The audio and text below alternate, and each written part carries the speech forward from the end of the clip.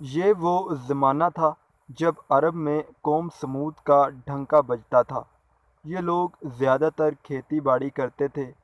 اللہ تعالیٰ نے ان کی زمین کو بڑی زرخیزی عطا کی تھی، مٹی میں بڑی طاقت تھی، فصل خراب ہوتی، پانی بھی بہت تھا، لوگوں نے کنویں کھودے ہوئے تھے۔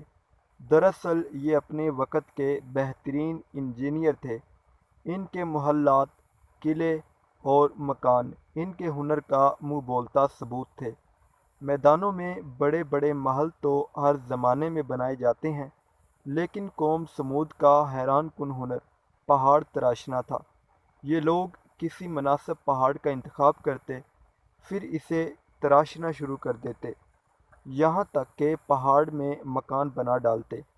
یہ مکان غار نما ہرگز نہیں تھے، بلکہ ان میں ہوا اور روشنی کا مناسب انتظام ہوتا۔ پہاڑ میں تعمیر ہونے کی وجہ سے یہ بہت مضبوط ہوتے تھے۔ انہی خوبیوں کی وجہ سے پورے علاقے میں ان جتنا خوشحال اور طاقتور ملک کسی کا نہیں تھا، اور یہ خوشحالی اور طاقت ہی کا گھمنڈ تھا جس نے انہیں مغرور اور ظالم بنا دیا تھا۔ ارد گرد کی بستیوں پر ظلم کرنا ان کے لیے ایک کھیل کا درجہ رکھتا تھا۔ خدا کی بخشی ہوئی نعمتوں کی وجہ سے سمود کے لوگ عیش کی زندگی بسر کر رہے تھے، اور اپنے نبی اور رسول حضرت ہود علیہ السلام کی تعلیمات کو بھول چکے تھے۔ انہی حالات میں ایک نوجوان کا چرچا ہوا، سرخ و سفید رنگ، لمبے قد اور مضبوط، جس کا مالک یہ نوجوان عام لوگوں سے الگ تھلگ رہتا تھا۔ اسے اپنے زمانے کی فضول رونقوں سے کوئی دلچسپی نہیں تھی۔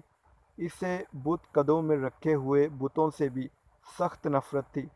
لوگ اس کی زبان سے بتوں کے متعلق نفرت کے کلمات کئی دفعہ سن چکے تھے، لیکن اس کی شرافت اور دیانت کی وجہ سے اسے کچھ نہیں کہتے تھے۔ اس نوجوان کا نام صالح تھا، ایک معزز قبیلے کا باوقار شخص جسے بعد میں اللہ نے اپنے نبی بنایا۔ حضرت صالح علیہ السلام نے شہر کے بڑے بڑے لوگوں کی دعوت کی۔ انہوں نے کھانا کھلانے کے بعد لوگوں کی آمد کا شکریہ ادا کیا اور انہیں بلانے کا مقصد بتاتے ہوئے کہا، اے لوگو، آج میں نے تمہیں وہ باتیں یاد کرانے کے لیے بلایا ہے جن کو تم بھول چکے ہو۔ مجھے علم ہے کہ تم اس بات کا انکار نہیں کرتے کہ اللہ ہی نے تمہیں اور تمہاری زمین کو بنایا ہے، لیکن اس کے باوجود تم اس کی عبادت کرنے کے بجائے جھوٹے خداؤں کے سامنے جھکتے ہو۔ اے میری قوم کے سردارو، یہ گمراہی چھوڑ دو، ایک اللہ کی عبادت کرو، وہی تمہارا اصل رب ہے۔ اسی سے اپنے گناہوں کی معافی مانگو اور سرکشی کا رویہ چھوڑ دو۔ حضرت صالح علیہ السلام کی گفتگو کے جواب میں ان سرداروں نے کہا، اے صالح، ہمیں تم سے بہت سی امیدیں تھیں، ہم تمہیں بہت معزز اور باوقار شخص سمجھتے تھے، لیکن تم نے ہمیں گمراہ کہہ کر ہمارے باپ دادا کے دین کو گالی دی ہے۔ تمہاری کوئی بات ہماری سمجھ میں نہیں آئی۔ آخر ہم ان خداؤں کی پوجا کیوں چھوڑ دیں جن کو ہمارے باپ دادا پوجتے رہے ہیں؟ تم نے ہمیں بہت مایوس کیا ہے۔ حضرت صالح علیہ السلام نے انہیں سمجھانا چاہا، لیکن وہ ناراض ہو کر وہاں سے اٹھ آئے۔ انہوں نے حضرت صالح علیہ السلام کو خبردار کیا کہ اگر انہوں نے یہ باتیں عام لوگوں میں کی تو نتائج کے وہ خود ذمہ دار ہوں گے۔ حضرت صالح علیہ السلام نے سرداروں کی دھمکی کو کوئی اہمیت نہ دی اور اپنی رسالت کا عام اعلان کر دیا۔ یہ خبر جنگل کی آگ کی طرح پھیل گئی کہ صالح نے رسول اللہ ہونے کا دعویٰ کر دیا ہے۔ انہوں نے اپنی قوم کو بتایا کہ وہ حضرت نوح علیہ السلام اور ہود علیہ السلام کی طرح کے رسول ہیں۔ ان کا انکار کرنے پر اللہ ان پر عذاب نازل کرے گا، مگر طاقت کے غرور میں پڑے ہوئے سرداروں اور مذہبی لیڈروں نے لوگوں کو یہ کہہ کر تسلی دی کہ اگر وہ اللہ کی نافرمانی کر رہے ہوتے اور گناہ کی زندگی بسر کر رہے ہوتے تو اللہ انہیں پورے عرب میں اتنی عزت نہ دیتا، ان کی زمینوں کو اتنا سرسبز نہ بناتا، اور ان کے محل اور پہاڑوں میں تراشے ہوئے مکان اتنے عمدہ نہ ہوتے۔ بت خانوں کے مالک یعنی کاہن کہتے، اے لوگو، خود سوچو، جو ہاتھ گناہ گار ہوں، ان ہاتھوں میں اللہ یہ ہنر کیوں پیدا کرے گا جن کی وجہ سے وہ پوری دنیا میں معزز بن جائیں۔ کچھ جھوٹے دانشور دور کی کوڑی لائے اور کہنے لگے، دراصل اس صالح علیہ السلام کا علیحدہ اور تنہا رہنے سے نعوذ باللہ ذہنی توازن بگڑ گیا ہے، اس لیے یہ اپنے باپ دادا کو گمراہ قرار دے کر ایسی بہکی بہکی باتیں کر رہا ہے۔ کچھ زیادہ ہمدردی جتاتے تو کہتے، بیچارے صالح پر کسی بدروح کا سایہ پڑ گیا ہے۔ بعض تو یہ کہنے سے بھی باز نہ آئے کہ صالح جادوگر ہو گیا ہے۔ کچھ سردار کہتے، ہمیں یقین ہے کہ صالح نے یہ سارا چکر اس لیے چلایا ہے کہ وہ لوگوں کو بیوقوف بنا کر ان کا سردار بن جائے، یہ بہت چلاک شخص ہے۔ لیکن حضرت صالح علیہ السلام نے سرداروں اور بت قدوں کے کہانوں کی باتوں کی کوئی پرواہ نہ کی اور اپنی تبلیغ جاری رکھی۔ آپ کی کوششوں سے کچھ لوگوں نے ایمان قبول کر لیا اور آپ کے رسول ہونے کا اقرار کر کے شرک اور بری باتوں سے باز آ گئے۔ ان میں اکثر ایسے تھے جو غریب اور عام لوگ تھے۔ قوم کے سرداروں نے ان ایمان لانے والوں کو بیوقوف قرار دیا اور حضرت صالح علیہ السلام کا خوب مذاق اڑایا۔ کئی برسوں کی تبلیغ کے بعد سمودی قوم آپ سے تنگ آ گئی۔ وہ آپ کو اپنے طاقتور قبیلے کا معزز شخص ہونے کی وجہ سے کوئی نقصان بھی پہنچا نہیں سکتے تھی۔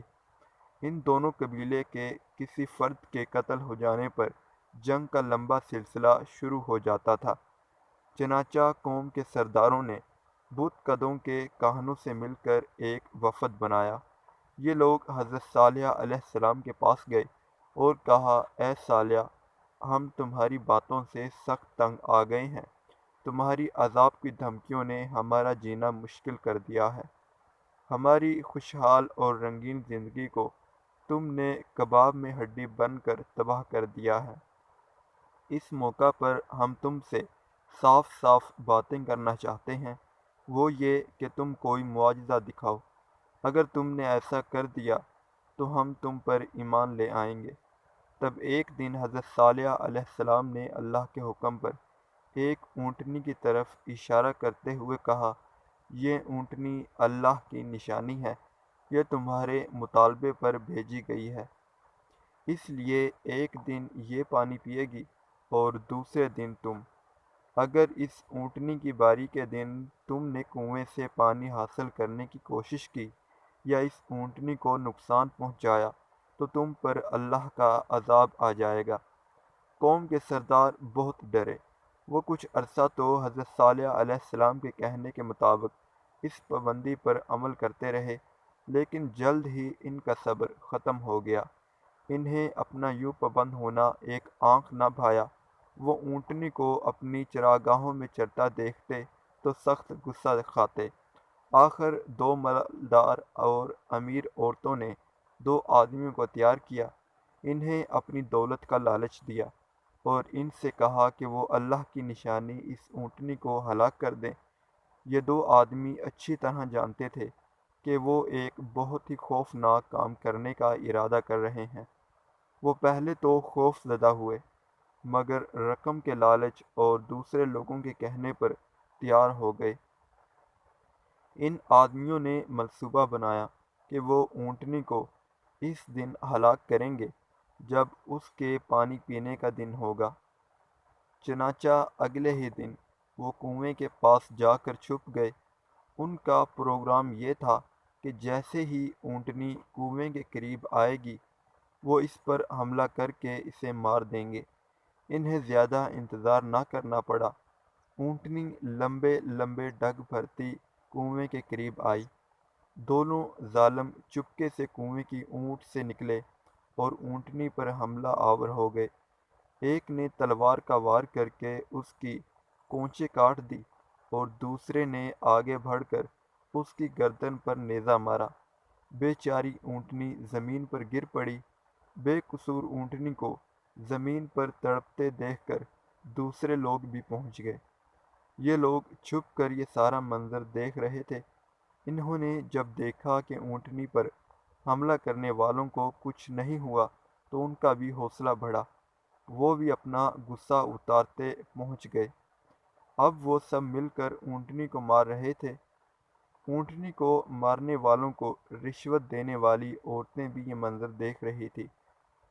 ان سب نے خوشی کے نعرے لگائے اور حضرت صالح علیہ السلام کا مذاق اڑایا۔ وہ کہہ رہے تھے کہ اے صالح، ہم نے اللہ کی نشانی اونٹنی کو قتل کر دیا ہے اور ہمیں کچھ نہیں ہوا۔ یہ بیوقوف لوگ نہیں جانتے تھے کہ انہوں نے اللہ کی دی ہوئی مہلت کو اپنے ہاتھوں سے ختم کر لیا ہے۔ حضرت صالح علیہ السلام تک یہ خبر پہنچی تو آپ کی آنکھوں میں آنسو آ گئے۔ آپ نے فرمایا کہ اب قوم سمود کی مہلت ختم ہو گئی ہے۔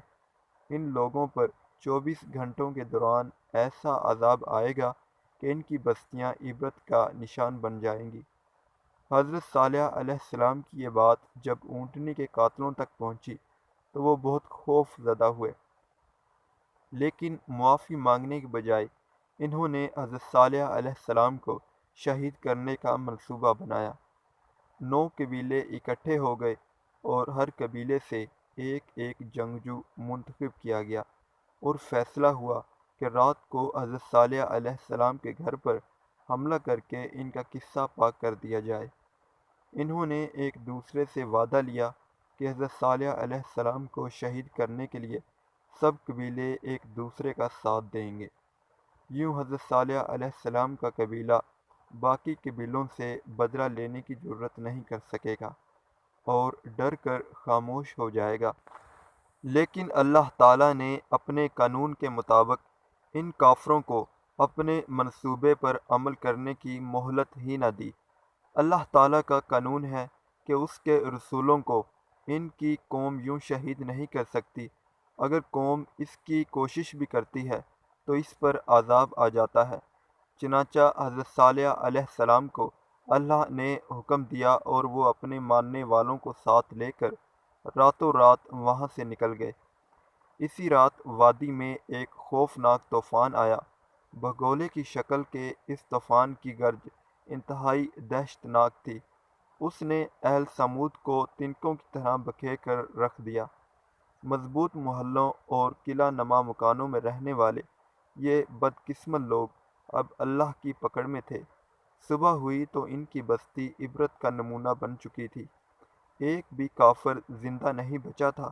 مکانات اور محلات کا تو ذکر ہی کیا، پہاڑ بھی یوں نظر آ رہے تھے جیسے ہوا ان کے آر پار ہو کر گزری ہو، اور یہ پہاڑ اور محل پتھروں کے نہیں بلکہ کپڑے کے بنے ہوئے تھے، اور ہوا نے آگ کی طرح ان کو جلا کر تباہ کر دیا تھا۔ حضرت صالح علیہ السلام ایمان لانے والوں کے ساتھ فلسطین کے علاقے رملہ کے قریب آ کر آباد ہو گئے اور باقی زندگی وہیں گزاری۔ اللہ ہم سب کا حامی و ناصر ہو، آمین۔